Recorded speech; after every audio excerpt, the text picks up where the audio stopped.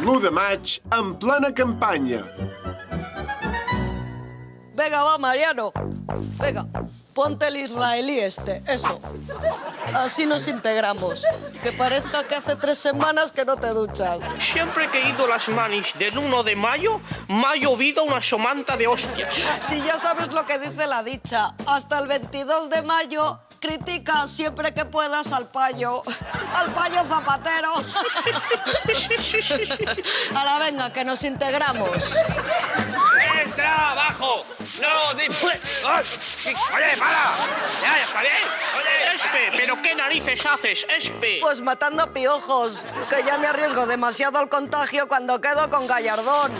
¡Ay, ya, Disculpen, perdón, es que es adicta a la laca. Perdonen, bota pipí, bota pipí. Venga, va, nerozas, ¿qué cantamos? Venga, va. Zapatero, vete ya. O vota Pepe. O Espe, queremos un hijo tuyo. ¡Fuera! ¡Fuera! ¡Fuera de aquí!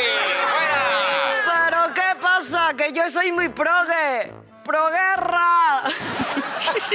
Espe, creo que aquí se tienen que cantar canciones de rojos. ¡Uy, canciones de rojos! Pues venga, todos conmigo. Vote, vote, vote. Rojazo el que no vote. ¡Fuera! ¡Fuera! ¡Fuera, fantasma! Mire, escuche, señora. Mire y aprenda. ¡Camarero! ¡Ay, un camarero! ¡Ay, esto me pones tan primitivo! ¡Una de Espe! ¡Ay! ¡Que me dedican un camarero! ¡El pueblo me quiere! ¡Espe, pero el que no vote! ¡Hey! ¡Hey!